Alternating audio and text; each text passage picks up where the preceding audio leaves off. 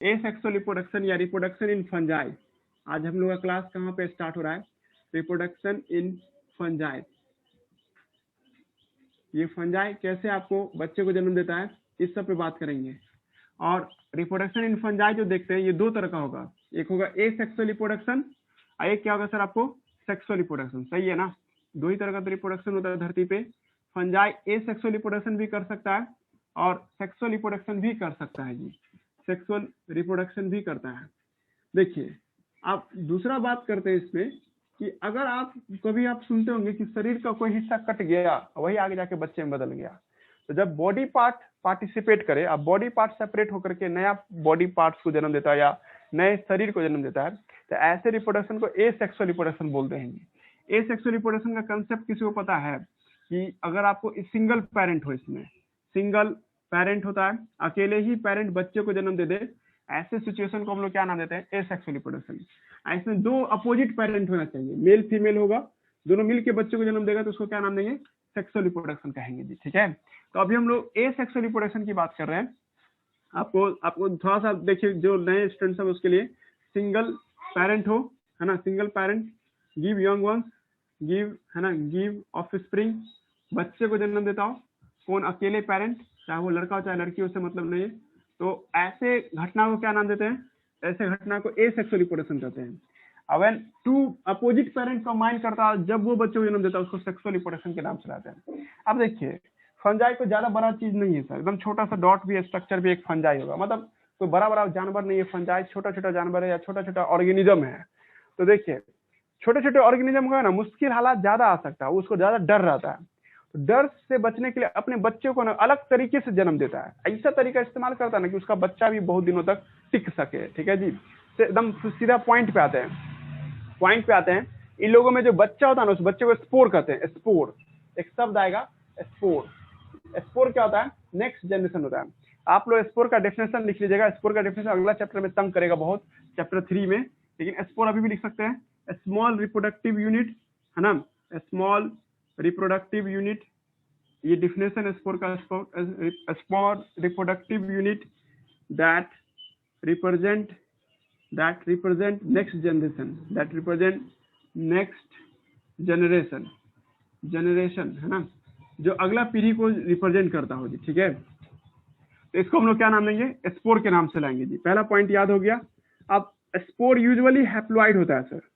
Spore जो देखते हैं, है ना, यूजुअली क्या देखते हैं हम लोग? हैप्लॉइड देखते हैं। कोई आपको ये पूछ दे स्पोर हैप्लॉइड होता है या डिप्लॉइड होता है, तो अक्सर सब लगा के कहिएगा 99% केस में हैप्लॉइड होता है। एक जगह फंसोगे, एक जगह ये डिप्लॉइड होता है जी। और तीसरा पॉइंट क्या है सर, है ना जी, कि स्पोर जो देखते हैं हम लोग, ठीक है, स्पोर एसेक्सुअली भी जन्म दे सकता है और सेक्सुअली भी। हमने ये कहा था ना कि मुश्किल हालात है, फंगस को पता है कि भाई आगे का दिन ठीक नहीं है, तो अगला जो बच्चे का रूप बनाएगा ना, बच्चे का शकल, तो स्पोर के शकल में बनाएगा, ताकि वो बच्चा अगला मुश्किल हालात बर्दाश्त कर ले। 10 दिन बाद अच्छा हालात होगा तो फिर आ जाए, समझना नहीं? मतलब फंगस बच्चे को जन्म देगा, पर मुश्किल हालात हो या अच्छा हालात हो सब केस में देगा, लेकिन उसके बच्चे का शकल स्पोर जैसा होगा। अभी भी किसी को इमेजिनेशन नहीं हो पा रहा है, तो मान लो ये है फंगस, तो फंगस एकदम हूबहू डिट्टो अपना जैसे बच्चा पैदा करता है, तब ना तुम कहती है सेक्सुअल रिप्रोडक्शन। या बच्चे का फॉर्म में जैसे ऐसा, मतलब सेक्सुअल रिप्रोडक्शन होता तो तुम कहती कि सर फंगस ये है, दो फंगस मिला, किसी को भी मेल मान लो आप, किसी को भी फीमेल मान लो, ये आगे का बात होगा किसे मेल किसे फीमेल मानेंगे। अगर ये छोटा सा बच्चा ऐसा दिखता तब ना तुम इसको कहती सेक्सुअल रिप्रोडक्शन। लेकिन हम क्या बोल रहे हैं कि दोनों के दोनों केस में बच्चा एक डॉट के फॉर्म में बनता है, इसको स्पोर बोलते हैं। इसमें भी क्या होगा सर, आपको डॉट के फॉर्म में बनेगा जी। ठीक है, और डॉट के फॉर्म में बनता है, दैट्स वाई तुम कभी कह ही नहीं सकती ये माँ बाप जैसा दिख रहा है, ये भी नहीं कह सकते ये माँ बाप जैसा दिखता है, लेकिन ये आगे जाके बड़ा होकर अपने माँ बाप जैसा बन जाता है। तो इसका मतलब ये रिप्रोडक्शन का एक यूनिट हुआ ना, जो आगे जाके अपने माँ बाप जैसा बन जाता है। दैट रिप्रेजेंट नेक्स्ट जनरेशन, जो अगला पीढ़ी को रिप्रेजेंट करता है ना। रिप्रोडक्शन यूनिट है ना, small reproductive unit that represent next generation, usually haploid होता है। स्पोर एसेक्सुअली और सेक्सुअली दोनों तरीके से प्रोड्यूस कर सकता है। Spore can produce both asexual और, है ना, सेक्सुअल मीन्स, है ना, यानी कि ये किसी भी तरीके से जन्म दिया जा सकता है जी। ठीक है, पहले पढ़ा जी, और भी बातें हैं स्पोर पे बोलने के लिए, लेकिन अब इतना बात से ज्यादा नहीं जानना आपको। अब देखिए अब हम लोग पुराने जमाने की बात करें तो पुराने जमाने में फंजाई को है ना प्लांट माना जाता था जी। आज के जमाने में हम इसको अलग किंगडम बना के दिए हैं, पर पहले के जमाने में ये सब क्या था, एक प्लांट के अंदर में रखा जाता था। अब प्लांट में तुम लोग सुनोगी कि कोई प्लांट का हिस्सा तोड़ के अलग कर दोगे ना पेड़ से, तो आगे जाके नया पेड़ में बदल जाता है। कोई प्लांट का हिस्सा तोड़ दिए और उस हिस्से को तुम लैब में या कैसे भी करके ग्रो कराओगे तो आगे जाकर एक नया पेड़ में चेंज हो जाता है। जैसे प्लांट का तना तोड़ दो, आपको या गुलाब का कटिंग देखे ना, रोज कटिंग में, रोज में क्या था, रोज का एक तना काट देता है, उसको मिट्टी में डाल देता है, खुद नया पेड़ बन जाता है। जब प्लांट का बॉडी पार्ट कोई हिस्सा एसेक्सुअल रिप्रोडक्शन करता है ना, जिसमें तुम एक तना तोड़ दिया उससे पेड़ बना लिया है ना, ऐसे करके, तो उस घटना को वेजिटेटिव रिप्रोडक्शन कहते हैं, वेजिटेटिव प्रोपागेशन के नाम से बुलाते हैं जी। ठीक है, मतलब हम ये कहना चाह रहे हैं कि प्लांट फंजाई है ना दो तरीके से एसेक्सुअल रिप्रोडक्शन करता है। फंजाई आपको है ना इट आपको है ना टू मेथड से है ना, प्रोड्यूस ऑफ स्प्रिंग बाय आपको टू मेथड, ये दो तरीके से अपने बच्चे को जन्म दे सकता है फंजाई। एक है वेजिटेटिव रिप्रोडक्शन, वेजिटेटिव, नोट्स में सब बात लिखा हुआ है जी, नोट्स में भी देखा, जिसके पास नोट्स पलट के देखना उसको। वेजिटेटिव रिप्रोडक्शन होगा, एक होगा तुमको क्या, एसेक्सुअल स्पोर होगा, नहीं तो आप ऐसे भी पढ़िए हमसे, एसेक्सुअल स्पोर होगा जी। और ये लोग तो सेक्सुअल स्पोर करता ही है, इसमें कोई टाइप नहीं होगा, सेक्सुअल स्पोर बनाता है जी। ठीक है, हम आपको प्लांट में जब प्लांट कहते हैं, फंजाई में जब आप वेजिटेटिव रिप्रोडक्शन, कोई लड़की कैसे, इसका डेफिनेशन दे दीजिए तो समझ में आ जाएगा है ना। Body part separate, body part है ना of fungi, body part of fungi separate and grow into adult. इस घटना को क्या नाम देंगे, इस घटना को वेजिटेटिव प्रोपागेशन के नाम से या वेजिटेटिव रिप्रोडक्शन के नाम से बुलाते हैं। फंगस में जब कोई हिस्सा आप देखते हैं वो हिस्सा आगे जाकर के अलग हो जाए, जैसे आप एग्जांपल के तौर पे ये देखिए, ये एक फंजाई है, इस फंजाई का ये टुकड़ा अलग हो गया जी, तो ये टुकड़ा अलग हुआ है छोटा सा हिस्सा, इसको तुम क्या कहोगे, फ्रेगमेंट कहोगे ना। ये फ्रेगमेंट क्या देखते हैं, आगे जाके बड़ा होकर के नया फंजाई में बदल गया जी, है ना। इस सिचुएशन को जब लेके देखते हैं तो इसको हम लोग क्या नाम देते हैं, है ना, वेजिटेटिव रिप्रोडक्शन कहते हैं जी। स्पोर लगा दिए, समझ में आ रहा होगा किसी लड़का को, किसी आप इसमें ऐसा कुछ बोलिएगा कि फंजाई अपने इसके अंदर में छोटा छोटा बच्चों को जन्म दिया, इस छोटे छोटे बच्चे को क्या कहेंगे हम लोग, स्पोर के नाम से लाएंगे जी। ठीक है, इसको हम लोग क्या नाम देंगे, स्पोर कहेंगे। ये स्पोर जब बाहर निकलेगा वो आगे जाके बड़ा होगा, एक नया फंगस में आपको चेंज हो जाएगा जी। ठीक है, स्पोर में देख रहे हो ना, ये बॉडी का एक हिस्सा, तो मतलब वैसे टाइप का ना हुआ जिसमें आप एग्जैक्ट हिस्सा जैसा देखते हैं, यहाँ पे तो एकदम छोटा सा रिप्रोडक्टिव, एकदम आपको बालू जैसा रहता है, जैसे सैंड जैसा, मतलब तुम इमेजिनेशन ही नहीं कर सकते कि आगे बड़ा होकर के फंजाई बनेगा जी। ठीक है, पर यहाँ पे थोड़ा बहुत फील हो रहा था सर कि ये फंजाई का एक टुकड़ा है, वो आगे जाकर के फंजाई में बनेगा जी। ठीक है, अब हम लोगों को क्या पढ़ना है, हाँ बोलो। तो ये वेजिटेटिव रिप्रोडक्शन जो है फ्रेगमेंटेशन ना हो गया। हाँ, तो इसका टाइप लिखने जा रहा है वो, जरूर एक तो एग्जांपल लेकर ना समझाए थे। अब देखो वेजिटेटिव प्रोपागेशन तीन तरह का होगा, एक होगा इसमें आपको बर्डिंग, या पहले लिखते फीजन, एनसीईआरटी देखो फीजन लिखा होगा, बर्डिंग लिखा होगा, बर्डिंग। एक क्या होगा आपको, फ्रेगमेंटेशन। आप लोग से हम पूछ सकते हैं कि फंजाई किस तरह से वेजिटेटिव रिप्रोडक्शन करता है, तुम्हारा जवाब तीन होगा, या तो फ्यूजन करेगा सर, या तो बर्डिंग करेगा, या नहीं तो फ्रेगमेंटेशन करेगा जी। ठीक है, देखिए आप लोग 10th वाले जो सब हो उस सबको ये सब पूछेगा, आपको 10th में भी एक टॉपिक आएगा रिप्रोडक्शन इन ऑर्गेनिज्म, मतलब एक चैप्टर है लाइफ प्रोसेस के बाद, आप केमिकल कोऑर्डिनेशन के बाद, तो आपको इसमें भी ये पढ़ाएंगे हम वहाँ पे, आप यहाँ से भी वहाँ क्लियर कर सकती हो, और जो आपको 12th में हो जी। ठीक है, तो हम उसको पढ़ाए हुए फर्स्ट चैप्टर में, याद आ रहा जी, लगभग सब बच्चों को क्लियर होगा, जो नहीं है सो अब थोड़ा सा आप फिर से देखिए, एक मौका और आपको मिला है ना। वेजिटेटिव रिप्रोडक्शन जो देखते हैं आपको फंजाई में, हम ये भी पढ़ा रहे हैं, फंजाई में वेजिटेटिव रिप्रोडक्शन तीन तरह का होता है, एक फ्यूजन होगा, बर्डिंग होगा और फ्रेगमेंटेशन होगा। इसका कोई डेफिनेशन बोर्ड में पूछने नहीं जा रहा है, डेफिनेशन बस तुमको ओरली हम सुनाते हैं, ओरली ही समझ के याद रखोगी, है ना। आपको बस ये याद रखना है कि FBF जो है ये किस में देखने को मिलता है, फंजाई में देखने को मिलता है। फ्यूजन किसे कहते हैं, अब आते हैं फ्यूजन किसे कहते हैं, इसका हिंदी मतलब निकालोगी ना, इसका मतलब इक्वल डिवीजन होता है, जब फंजाई डिवाइड करता है ऐसे सर कि इक्वली डिवाइड कर जाए, व्हेन फंजाई है ना, आपको fungi divide into equal half, है ना, अब both half grow into adult, दोनों का दोनों टुकड़ा आगे जाके बड़ा हो जाता है अडल्ट में चेंज हो जाता है। ऐसे सिचुएशन को हम लोग क्या नाम देते हैं, फ्यूजन के नाम से लाते हैं। नहीं समझे तो ये फोटोग्राफ बना रहे हैं, जो कि ये है ऐसा फंजाई। हम किसी भी तरह का फंजाई बना सकते हैं। हम तब कह दिए थे ना बोर्ड पे उस दिन कि धागा बना दी, ये एक फंजाई हो गया, है ना। तो हमने आपको एक ऐसा फंजाई बनाया जो एक सिलेंड्रिकल है, पूरा एकदम नाप करके सर, मतलब अगर ये 4 सेंटीमीटर का है सर, तो 4 सेंटीमीटर है तो 2-2 सेंटीमीटर के हिस्सों में टूट जाएगा सर, मतलब इक्वल डिवाइड करेगा सर। इक्वल डिवाइड किया, है ना। ऐसा फंजाई से बहुत रेयर है, तो जब ये इक्वल डिवाइड करेगा आगे जाके सर ये फिर बड़ा हो जाएगा जी। ऐसे फंजाई जो इक्वली डिवाइड करके फिर आगे जाके बड़े हो जाते हैं, इस सिचुएशन को हम लोग क्या नाम देते हैं, फ्यूजन के नाम से लाते हैं। एग्जाम्पल हम आगे देंगे आपको, जब फंजाई का ग्रुप्स पढ़ाएंगे ना, आगे जाके हम लोग को पढ़ना है कि फंजाई के 4 ग्रुप्स होते हैं, उसमें से कुछ ग्रुप्स फ्यूजन करता है जी। बर्डिंग तो आप लोगों को कुछ आइडिया हो गया होगा, ईस्ट में इसका एग्जाम्पल आएगा। ईस्ट को जब देखते हैं ना, आप लोग 10th के एनसीईआरटी में भी देखिएगा फोटोग्राफ दिया हुआ ईस्ट का, कि वो आपको न्यूक्लियस के कॉर्नर, मतलब सेल के कॉर्नर पे एक छोटा सा कली बनाता है, जो न्यूक्लियस के साथ क्या रहता है सर, आपको अटैच रहता है। कुछ समय तक क्या होगा सर, ये बड़ा होगा और ये ऐसे हो जाता है जी। अब फाइनली डिवाइड करके 2 हिस्सों में बढ़ जाता है जी, एक बड़ा सा और एक छोटा सा जी, ठीक है। जब 2 टुकड़े में बढ़ जाता है, इस सिचुएशन को हम लोग क्या नाम देंगे, बर्डिंग के नाम से बुलाएंगे। What do you mean by birding, है ना। बर्डिंग एक प्रोसेस है इन विच आपको इन विच है ना, आपको स्मॉल आपको bird arise at the margin of the, है ना, सेल के कॉर्नर पे होगा। कोई लगा कैसा ऐसे का है बताया, आप ऐसे भी बता सकते हैं, है ना। इस तरह से भी दिखाते हैं हम, छोटा सा बर्ड बनता है जी। ये बर्ड आगे जाके सर क्या होगा, आगे जाकर के ये अलग हो जाएगा पेरेंट से, और पेरेंट से अलग होगा तो ये आगे जाके नया आपको फंजाई में चेंज हो जाएगा जी। ये इस तरह से चेंज हो गया। इस सिचुएशन को भी हम लोग क्या नाम देंगे, बर्डिंग के नाम से लाएंगे। अब आ जाइए फ्रेगमेंटेशन, जो अभी थोड़ी देर पहले फोटोग्राफ बनाए थे, ये आपको एक फंजाई है। कोई भी बॉडी का पार्ट सेपरेट किया, मान लीजिए यहाँ से सेपरेशन हुआ, कहीं से भी सेपरेट कर सकते थे हम, और सेपरेट करने के बाद अगला स्टेप में फोटोग्राफ कैसा हो जाएगा सर, ऐसा हो जाएगा। तो ये आधा हो गया और ये टुकड़ा अलग हो गया। जो टुकड़ा अलग हुआ था वो भी अपने माँ बाप जैसे अपने आप को बदल लेगा, माँ बाप के जैसे बदलेगा। जो टूट के अलग हुआ तो फिर से अपने आप को रिगेन कर लेगा। जिस सिचुएशन को हम लोग क्या नाम देते हैं, फ्रेगमेंटेशन कहते हैं। अभी डेफिनेशन नहीं पूछेगा आप लोगों को, डेफिनेशन अब नहीं पूछता है, डेफिनेशन 12th में समझ करके याद रखना है ना। मेन है आपको फ्यूजन, बर्डिंग और फ्रेगमेंटेशन का मीनिंग आना चाहिए, जो बोर्ड पे हम क्लियर किए। फ्रेगमेंटेशन किसे कहते हैं, फ्यूजन किसे कहते हैं, और है ना बर्डिंग किसे कहते हैं जी, ठीक है। आपको अब ओरली हो चुका है ये सब बात। अब आइए एसेक्सुअल स्पोर पे आते हैं जी।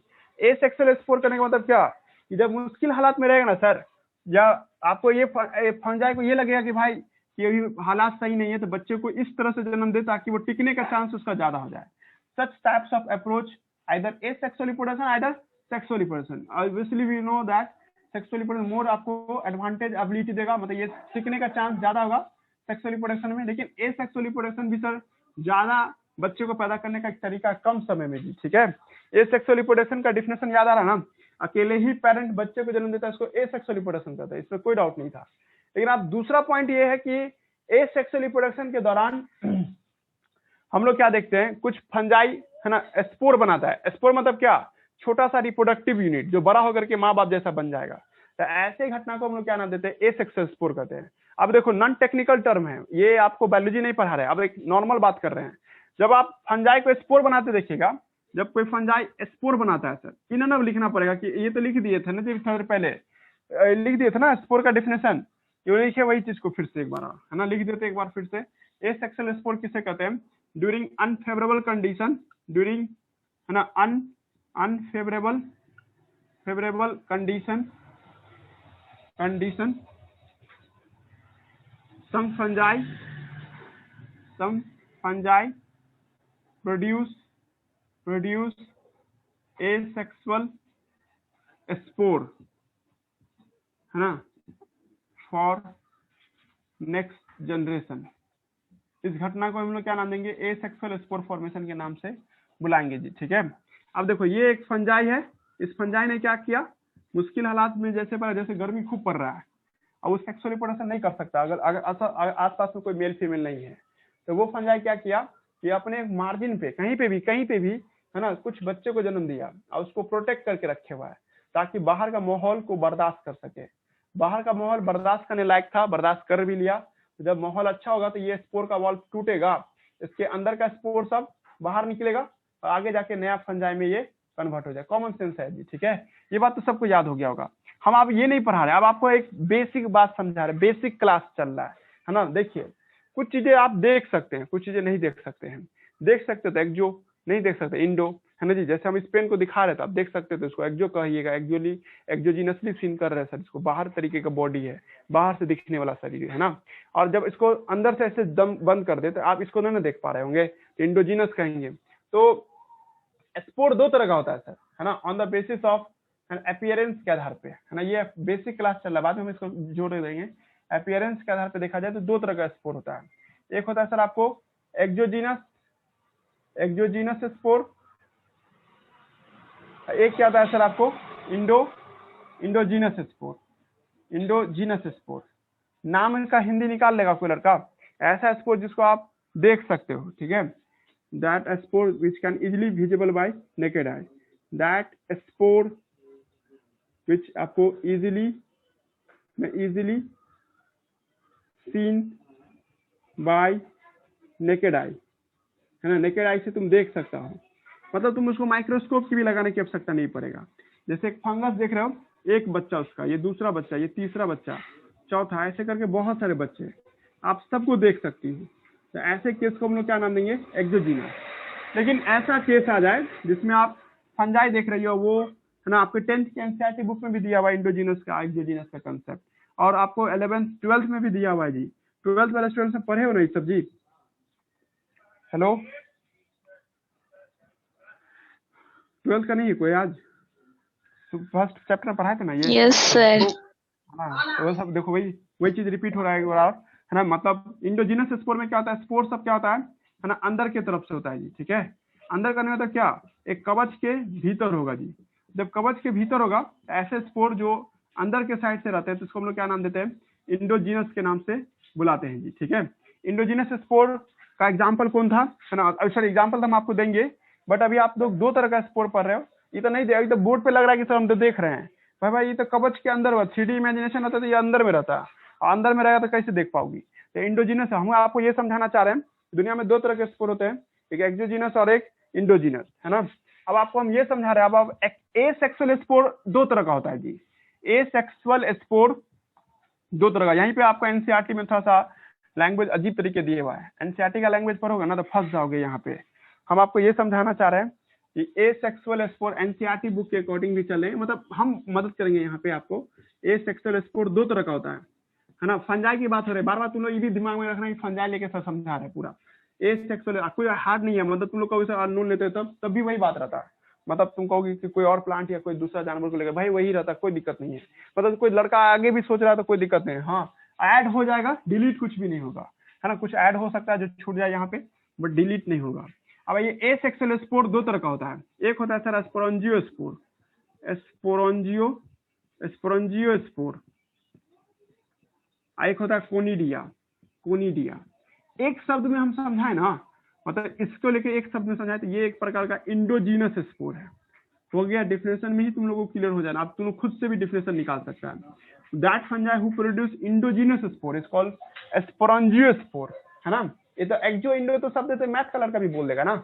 आपको बायोलॉजिकल टर्म में इसको लिए क्या शब्द इस्तेमाल करना है, स्पोरंजियो स्पोर। यही नीट 2018 में पूछा था क्वेश्चन में कि इंडोजीनस स्पोर, है ना, कौन रिप्रेजेंट करता है, तो ऑप्शन में दे दिया था कोनिडिया, तो ऑप्शन कोनिडिया गलत था। आपको किसको टिक मारना है, स्पोरंजियो स्पोर को टिक मारना है। कोनिडिया आपको क्या हो जाएगा, एक्जोजीनस स्पोर हो जाएगा, एक्जोजीनस स्पोर। कोई लड़का कहेगा सर आप कुछ नया नहीं पढ़ाए, बात वही रखे हैं, एक्जोजीनस स्पोर का नाम बदल दिए कोनिडिया से, इसका नाम बदल दिए स्पोरंजियो स्पोर से। चलो सही है, ये भी कोई सोच रहा है तो सही जा रहा है। इंडोजीनस स्पोर का मतलब है ना, spore cover by the sporangium wall, spore cover by sporangium wall, एक दीवार है जिससे कवर होता है। फोटोग्राफ बना के समझा दे, ये फंजाई है, ये कवच है, इस कवच के अंदर में बच्चे हैं, डॉट डॉट क्या स्पोर सब है।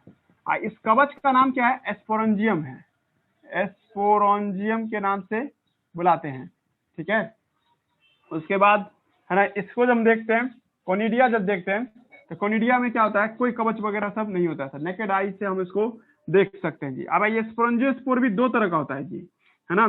स्पोरंजियो स्पोर जो देखिएगा ये दो तरह का होता है सर। एक होता है सर जूस्पोर, एक क्या देखते हैं हम लोग जूस्पोर, एक क्या होता है सर आपको एप्लानोस्पोर होता है, एप्लानोस्पोर होता है जी, ठीक है, एप्लानोस्पोर होता है। जूस्पोर का फोटोग्राफ बनाते हैं कि जब आप किसी आपको फंजाई को देख रही थी, उस फंजाई के पास कवच है और उस कवच के अंदर में स्पोर सब है, पर सारे स्पोर के पास दो दो फ्लैजिला है सर।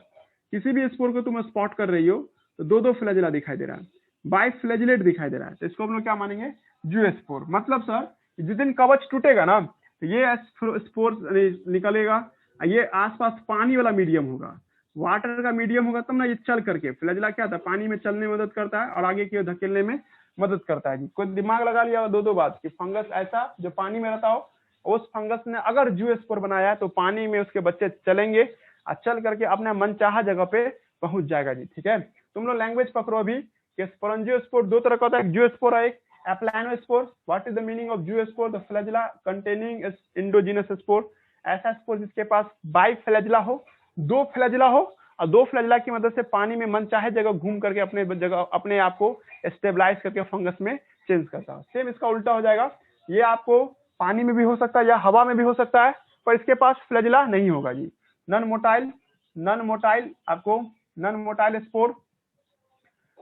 स्पोर कहने का मतलब क्या हुआ? अगर ये पानी के अंदर है तो पानी जहां ले जाएगा वहां पहुंचेगा, अगर आप जमीन पर है सर तो हवा जहां ले जाएगा वहां पहुंचेगा सर, ठीक है। मतलब ये फटेगा जब इसका दीवार, जब ये बच्चे बाहर निकलेंगे तो हवा के रास्ते से कहीं पैसिव मूवमेंट करता है, पैसिव मूवमेंट करेगा, जहां पानी या जहां हवा ले जाए वहां चला जाएगा जी, ठीक है। लेकिन इस केस में अपना मनचाहा जगह चुन सकता है, पर पानी में ही चुन सकता है, हवा में फ्लैजिला काम नहीं करता है। ये भी बात कॉमन सेंस लगाइएगा। तुम लोग कहोगे सर हार्ड कर रहे हैं आप, बहुत कुछ नहीं समझ पा रहे हैं, तो आप इतना तो जरूर याद रखिएगा कि स्पोरेंजियोस्पोर होता है कुछ, और उसके दो टाइप होते हैं, जूस्पोर और एप्लानोस्पोर। नीट लेवल का तैयारी कर रही हो तो स्पोरेंजियोस्पोर एक प्रकार का इंडोजिनस स्पोर है, ये बात भी आप लोगों को कंफर्म होना चाहिए। और कोनिडिया ये एक एक्सोजिनस स्पोर होता है, इसका कोई टाइप नहीं है, बस एक ही तरह का होता है। ये सब नॉन मोटाइल होते हैं, हवा के जरिए जहां ले जाएगा वहां जा सकता है। एक एक्सिस पे बहुत सारे बच्चे पैदा लेते हैं सर, 1 2 3 गिनना नहीं है, मतलब ऐसा कोई क्वेश्चन नहीं पूछा कि गिन करके बताइए, है ना। आप लोगों को बस याद रखना है कि कोनिडिया एक्सोजिनस होता है, इसके सारे बच्चों को आप गिन सकते हैं, यानी देख सकते हैं 1 2 3 4 5 ऐसे गिन सकते हैं। मतलब लो लेंस माइक्रोस्कोप की मदद से, मतलब छोटा बड़ा माइक्रोस्कोप की मदद से आप एक एक डॉट को गिन सकते हो, ठीक है। और इस तरह के स्पोर जो होते हैं हवा के रास्ते सर आपको एक जगह से दूसरी जगह जाते हैं, या आप जब इसके संपर्क में आइएगा आपके हाथ से टच कर जाएगा और आपके हाथ के जरिए एक जगह से, मतलब एजेंट कोई भी हो, पर सर ये खुद से चल के नहीं जाएगा, है ना। लेकिन तुम कहोगे सर ऐसा बात है तो सब मुश्किल हालात में रह जाएगा, अरे कोई दिक्कत है, स्पोर की बना ही इसलिए कि मुश्किल हालात को टॉलरेट कर सके। जब अनफेवरेबल कंडीशन को टॉलरेट कर लेगा, अनफेवरेबल कंडीशन आपको ओवर हो जाएगा, अपने आप को जर्मिनेट करके माँ बाप के जैसा बन जाएगा। यही तो कंसेप्ट है एसेक्सुअल स्पोर होने का। एसेक्सुअल स्पोर हमने आपको पढ़ाया, एसेक्सुअल स्पोर में हमने आपको टाइप समझाया, स्पोरेंजियो और कोनिडिया। स्पोरेंजियो का नाम स्पोरेंजियो ही क्यों पड़ा, तो हम आपको लॉजिक बता चुके हैं, इंडोजिनस होता है दैट्स व्हाई। चलिए उसके बाद कोनिडिया ही क्यों है, क्योंकि एक्सोजिनस होता है। तो स्पोरेंजियोस्पोर का नाम स्पोरेंजियो इसलिए पड़ा क्योंकि इसके कवच का नाम स्पोरेंजियम कहलाता है। ये एक तरह का है ना, आपको एक स्पोर वॉल कह सकते हैं आप इसको, एक स्पोर का दीवार कह सकते हैं। हालांकि स्पोर वॉल बैक्टीरिया के लिए यूज होता है ना, स्पोर वॉल कह सकते हो टेम्पोरली, लेकिन तुम ज्यादा अच्छा इंग्लिश इस्तेमाल करोगे स्पोरेंजियम, है ना जी, है ना। स्पोरेंजियम है ना, वर्ड इस्तेमाल कीजिए। स्पोरेंजियम बनाने वाले स्पोर को स्पोरेंजियोस्पोर कहते हैं, है ना। आपको स्पोरेंजियम क्या है, एक स्पोर वॉल को रिप्रेजेंट कर रहा है, ये अनफेवरेबल कंडीशन से इसको प्रोटेक्ट करने में मदद करता है। ऑब्वियसली तुम लोग ये भी सोच लिया होगा ज्यादा बचने का चांस किसका है, तो स्पोरेंजियोस्पोर का बचने का चांस ज्यादा है जी, ठीक है। आप अंदर में जो बच्चा है, और वो बच्चा हो सकता है कि फ्लैजिलेटेड हो या आपको नॉन फ्लैजिलेटेड, दोनों एक साथ नहीं रह सकता है जी, या तो फ्लैजिलेट रहेगा या तो नॉन फ्लैजिलेट रहेगा। जैसे आप इसको देख रहे हो तो ये आपको क्या फ्लैजिलेट है ना। कोई ऐसा भी आप देख सकते हैं जिसमें आपको अनफ्लैजिलेट दिखाई दे, ये भी हो सकता है जी, ठीक है। टाइम है कि कट गया जी, टाइम देखो तो कितना टाइम बचा, 1 मिनट 9 सेकंड 8 9 सेकंड 8 7 6, चलो कट करके फिर से ज्वाइन करो। 1 मिनट बचा है। हाँ रे भाई, एक लाइफ साइकिल ऑफ है ना ये मतलब एसेक्सुअल स्पोर का लाइफ साइकिल बना के क्वेश्चन पूछेगा था सर, मिटाते हैं इसको हम।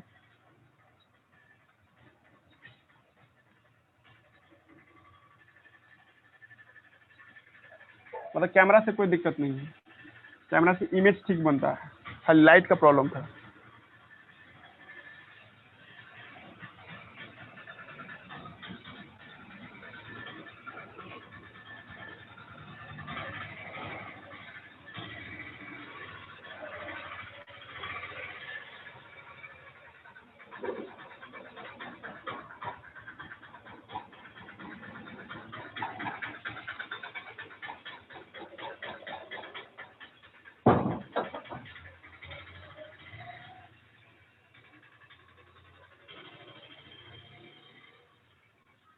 देखिए हम लोग लाइफ साइकिल को लेकर समझ रहे हैं, कोई एक भी लेकर समझा सकते हैं।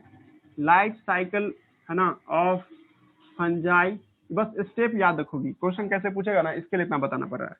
लाइफ साइकिल ऑफ फंजाई है ना during asexual spore formation, during asexual spore formation, asexual spore बनाने के दौरान लाइफ साइकिल। ठीक है, अब देखो तुम लोग तो दिमाग लगा चुका होगा कि साइकिल बोल रहे हैं सर, आप जहां से शुरू कीजिएगा वहीं पे लाके खत्म कीजिएगा। हम कहीं से भी शुरू करें, हम एक पॉइंट बना देते, इसका नाम स्पोर दे रहे हैं, और इस स्पोर का नाम हम जानबूझ के कोनिडिया बुला रहे हैं। कोनिडिया मतलब एक्सोजीनस स्पोर है सर। तो कोनिडिया एक ना एक दिन कहीं ना कहीं जाके टकराएगा, मिट्टी से, नमी से, दीवार से, स्किन से, हेयर से, कहीं से भी टकराने के बाद वो नमी में आएगा, तो ये जर्मिनेट करेगा, और जब जर्मिनेट करेगा तो ये क्या बनाएगा जी, याद कीजिए, माइसीलियम बनाएगा ना। बहुत सारे हाइफा को एक साथ क्या नाम देते हो आप लोग, माइसीलियम। माइसीलियम एक दिन क्या होगा सर, माइसीलियम जब एक दिन आगे बढ़ेगा, ये आपको एसेक्सुअल रिप्रोडक्शन के दौरान स्पोर सब बनाएगा। इस सब स्पोर को क्या नाम देंगे हम लोग, कोनिडिया। अभी नाम नहीं दिए थे, सबको एक साथ क्या नाम देते हैं, कोनिडिया। इसमें से एक टूट के अलग हुआ होगा तो ये यहाँ आ गया, जहां से शुरू किए वहीं पहुंच गए ना। दिमाग लग रहा है आपको, लड़का कैसे, हमको शॉर्टकट बताइए। ये भाई शॉर्टकट तो अपने से भी निकाल सकते हैं, स्पोर होगा और स्पोर से आगे जाके क्या बना था, माइसीलियम। माइसीलियम के बाद क्या बनाए थे हम लोग, कोनिडिया। कोनिडिया, और कोनिडिया से आगे जाके क्या बना था, अलग हुआ तो स्पोर। ये इतना 3 स्टेप में होता है जी। ठीक है, आपको ये भी हम बोल देते हैं कि बहुत सारे स्पोर को एक साथ मिला के कोनिडिया बोले थे। ये कोई लड़का एक स्पोर का नाम कोनिडिया नहीं है ना, बहुत सारे स्पोर को हम लोग कोनिडिया बोलते हैं। हाँ, एक को भी तुम अभी सेपरेट, हम कंफ्यूजन दूर करने के लिए हम यहाँ लिखे थे कोनिडिया, नहीं तो हम चाहते थे एक्सोजीनस स्पोर भी लिख सकते थे, या सीधे स्पोर भी लिख सकते हैं, है ना, एसेक्सुअल स्पोर भी लिख सकते हैं, एसेक्सुअल स्पोर लिख सकते हैं जी। ठीक है, स्पोरेंजियोस्पोर भी सर बहुत सारे को मिला के बोलते हैं। हाँ, वो तो एक कलेक्शन था ना, नहीं देखा तो कलेक्शन के अंदर में था ना पूरा ये जो अगर हम आप अब देखो खुद से भी तुम बना सकता है लाइफ साइकिल ऑफ, है ना, वो क्या स्पोरेंजियम के आधार पे जी। ठीक है, अब कहीं से शुरू करें, फिर से स्पोर है यहाँ पे। अब ये स्पोर या तो एप्लानो स्पोर होगा या नहीं तो जू स्पोर होगा जी। ठीक है, एप्लानो लिखने का मतलब फ्लैजिला नहीं, और आपको इसको लिखेंगे क्या, मतलब जू स्पोर ही तो फ्लैजिला होगा। और इससे आगे जब बढ़ेंगे तो क्या होगा जी। ठीक है, ये भी आगे जाके माइसीलियम बनाएगा, फिर ये आगे जाके क्या होगा सर, आपको एक एक्सिस बनाएगा, जिस एक्सिस के अंदर में बच्चे को जन्म देता है। इस पूरे को मिला के कहते हैं ये क्या नाम था, ये स्पोरोंजियोस्पोर, याद आ रहा है जी, स्पोरोंजियम, स्पोरोंजियोस्पोर है ना, स्पोरोंजियोस्पोर, स्पोरोंजियोस्पोर। इसके अंदर के बच्चे का नाम रखे थे प्लानोस्पोर या जूस्पोर। यहाँ पे कोई बच्चे का नाम सीधे स्पोर बुलाओगे, है ना, एक्सोजीनस स्पोर, और फिर ये आगे जाके क्या बन जाएगा, स्पोर बन जाएगा जी। यहाँ पे क्या था, माइसीलियम। बस देख रहे हो शब्द का हल्का सा चेंज है, क्लियर हो रहा है ना। लाइफ साइकिल लिखना कोई बड़ी बात नहीं ना हो जाएगी, ये तो अपने से भी आप बना सकती थी। ठीक है, ये सोचने लायक सोच सकता था कोई लड़का, ये स्पोर के बाद माइसीलियम आएगा, फिर उसके बाद कोनिडिया आएगा, कोनिडिया के बाद फिर से क्या आएगा, स्पोर आएगा, यही ना होगा, तो ना साइकिल पूरा होगा। जहां से शुरू किए वहीं पहुंच गए, इसका मतलब साइकिल हो गया वो। ठीक है, कि जहां से शुरू किए थे वहीं पहुंच गए हम, तो साइकिल पूरा हुआ। ये बात हो गया। उसके लाइफ साइकिल सर उसके लाइफ साइकिल में जो है कोनिडिया जो है कोई स्टेज थोड़े हुआ, स्पोर बनाया ना कोनिडिया, कलेक्शन ऑफ स्पोर हुआ ना, इसको कोनिडिया बोलेंगे ना, तो एक स्टेज आया ना इसका, कोनिडियल स्टेज। इसको हम लोग क्या नाम देंगे, एसेक्सुअली रिप्रोडक्टिंग स्टेज नहीं बोलेंगे, कोनिडियल स्टेज नहीं बुला सकते, समझ में आ रहा है। ये तो बुला सकते, हाँ तो बुला सकते हैं, तो उसी से ना आप देखो लैंग्वेज को पूरा परफेक्ट दे देगा, तो बच्चा के लिए लॉलीपॉप हो जाएगा क्वेश्चन बनाना मेडिकल का। वो तो कुछ आपको ट्विस्ट करेगा ना, ताकि आपको सोचना पड़े कि ऐसे से भी पहुंच सकते हैं यहाँ तक आंसर पे। वही बात हम भी किए हैं। अब आगे बढ़ते हैं, अब हम लोग अब आते हैं सबका सेक्सुअल रिप्रोडक्शन की बात करते हैं, है ना। अब आप लोगों को फंजाई में सेक्सुअल रिप्रोडक्शन कैसे करता है इसकी बात करते हैं। ऑब्वियसली आप लोगों को पहले इसका डिफिनेशन सुनना चाहिए। हम आपको पहले भी डिफिनेशन भी थोड़ा देर पहले बोल चुके हैं कि मेल फीमेल मिलेगा, सेक्सुअल रिप्रोडक्शन इन फंजाई, है ना, रिप्रोडक्शन इन फंजाई। और जब हम लोग इसकी बात करेंगे सर, ठीक है, तो two opposite parent combine, two opposite parent combine करेगा, combine and produce gamete for production of spore, for fertilisation लिख दे दो। ये लंबा चौड़ा लैंग्वेज हो गया, लेकिन तुम लोग समझ गए होगे क्या हम समझाना चाह रहे हैं, ठीक है। कि जब दो अपोजिट पेरेंट, जैसे हम लोग भी किससे तैयार हुए, सेक्सुअल रिप्रोडक्शन से ना, मम्मी पापा के गैमेट से तैयार हुए, तो वही बात तो यहाँ लिखी है, सेक्सुअल रिप्रोडक्शन का डेफिनेशन अभी बोर्ड पे लिखे है। अब मुद्दा ये है कि फंगस में कौन लड़का है कौन लड़की पता ही नहीं चलता है, यही सबसे बड़ा प्रॉब्लम है। तुम फंजाई को देख के नहीं बोल सकता कि ये मेल है ये फीमेल है, जैसे प्लांट को देख के बोल सकते हैं ये मेल है ये फीमेल है, या हम लोग को भी देख के बोल सकता है कि कौन मेल है कौन फीमेल है, लेकिन फंजाई में आप गैमिट को देख के नहीं बोल सकते कि कौन है मेल है कौन फीमेल, पहली बात। दूसरी बात कि सर फंजाई में बाहर से भी देख के नहीं बोल सकते कौन है मेल है फीमेल है, ये बहुत बड़ा प्रॉब्लम हो गया सर, ठीक है। तो आपको कैसे पता चला कि ये सेक्सुअल रिप्रोडक्शन कर रहा है, तो हम आपको बताएंगे थोड़ी देर में भी, लेकिन आपको हम ये बोलना चाह रहे हैं कि फंजाई में सेक्स ऑर्गन नहीं दिखता है, या सेक्स ऑर्गन को आप कंसीडर करना पड़ता है कि ये मेल होगा ये फीमेल होगा, डायरेक्टली आप सेक्स ऑर्गन को नहीं देख सकते हैं। दिमाग लग रहा है जो समझाना चाह रहे हैं। फंजाई जो देखते हैं, फंजाई आपको नॉट मेक सेक्स ऑर्गन, ये सेक्स ऑर्गन नहीं बनाता है, not make sex, but produce gamete. वो क्या करता है, ये गैमिट बनाता है। इससे तुम लोगों को ये समझ में आना चाहिए कि सेक्सुअल रिप्रोडक्शन करता है, सेक्सुअल रिप्रोडक्शन के लिए सेक्स ऑर्गन, टेस्टिस, ओवरी जैसा शब्द होना जरूरी नहीं है जी। तुम लोग खुद भी कहेगा सर हाँ मान गए आपकी बात को कि इन लोग में सेक्स ऑर्गन देखने की कोई जरूरत नहीं है जी, ठीक है, सेक्सुअल रिप्रोडक्शन के लिए, ठीक है। हम आपको फंजाई में, हाँ बोलो। आप एक बार बताए थे कि सर जिसके अंदर जो है वो गैमेट सब मिल जाता है वो वाला जो फीमेल होता है, और जो जिसके अंदर नहीं मिलता वो वाला मेल होता है, बैक्टीरिया में एक बार बताया। इसमें बैक्टीरिया में नहीं बताते सर। ये तो वो बैक्टीरिया का बातें नहीं करो यहाँ, ठीक है। बैक्टीरिया में तो वो ये था ना, क्या नाम था वो बैक्टीरिया में, क्या बैक्टीरिया में तो वो बताया conjugation, positive Haifa, positive negative करके, F प्लस F निगेटिव, तो वो अलग चीज है, ट्रांसफर कर देता था सर डीएनए। हाँ तो वो अलग चीज है, उसका यहाँ पे कोई रिलेशनशिप नहीं। बैक्टीरिया में कहते हैं सेक्सुअल रिप्रोडक्शन नहीं करता, नकल करता है। यहाँ सेक्सुअल रिप्रोडक्शन हो रहा है, गैमिट बन रहा है। वहाँ कहते हैं ना बैक्टीरिया गैमिट नहीं बनाता है, लेकिन वो सेक्सुअल रिप्रोडक्शन का नकल उतारता है। बैक्टीरिया जब पढ़ा रहे थे तो उसमें कहते हैं कि वो लोग ना ही मेल फीमेल दिखता है पहली बार, और ना ही वो लोग गैमिट बनाता है, तो फिर कैसे सेक्सुअल रिप्रोडक्शन माना जाएगा। तो हम बोले थे कि वो लोग सेक्सुअल रिप्रोडक्शन का नकल उतारता है बैक्टीरिया, जिसमें से वो कोई अपना डीएनए किसी को दिया तो वो पॉजिटिव कहलाया, जो लिया निगेटिव कहलाएगा। मतलब जो दिया गैमिट तो मेल कहलाएगा, जो लिया उसको फीमेल बोलते हैं। उस तरह से था वहाँ पे, समझा जी। वहाँ डीएनए का थोड़ा बहुत चेंज कर रहे थे, नहीं कहते सेक्सुअल रिप्रोडक्शन क्यों करवाते, ताकि डीएनए में कुछ चेंजिंग आवे। अब वो चेंजिंग आपको क्या करता है, वेरिएशन प्रोड्यूस करने में मदद करता है जी। दिमाग लग रहा है, तो ऐसा कुछ नहीं है। अब इसमें देखो ना, था में हम समझा सकते हैं इसको भी। फंजाई में है ना जी, आपको not make sex organ but produce gamete, है ना। अब देखो एक फंजाई ये हुआ, और तुम जानता है फंजाई का हर एक सेल हैप्लॉइड होता है। Each cell of fungi are haploid, no doubt. ये बात सबको पता है कि फंजाई का हर एक सेल क्या होता है, हैप्लॉइड। हम क्लास बहुत दिन से बोल रहे हैं, फंजाई अभी भी लिखे हुए, रीडिंग मारे थे ना थोड़ी पहले, तो बोले भी थे ना फंजाई क्या होता है, हैप्लॉइड होता है ना। इसमें कोई दो राय नहीं है। एक फंजाई इधर से है सर, मान लीजिए एक दूसरा फंजाई है, ये एन और एन है सर, ठीक है, इस तरह से हैप्लॉइड है। अब जब दो फंजाई मिले, मान लो ऐसे दोनों फंजाई आके मिले, इस तरफ से आकर के ये दोनों मिलेगा हाइफा, है ना। दोनों हाइफा जब आकर के मिलेगा, थोड़ा सा हम इसको बढ़ा देते हैं आगे की तरफ, और इधर से भी हम लोग आगे की तरफ बढ़ा देते हैं जी। जब ये दोनों मिलेगा सर, अब मिलने के बाद क्या होता है, ये दोनों फ्यूज करके NN2N हो जाए, N और N मिल जाए और 2N हो जाएगी। तो हम समझ जाएंगे सर इसका मतलब इसमें एक मेल था, इसमें एक क्या था, फीमेल था जी, ठीक है। दिमाग लग रहा है। फिर से सुनो, हम आपको पढ़ाए हुए भी है कि जब गैमिट फ्यूज होता है, स्पर्म और ओवम मिलता है, N और N मिलता है, तो क्या हो जाता है, 2N हो जाता है।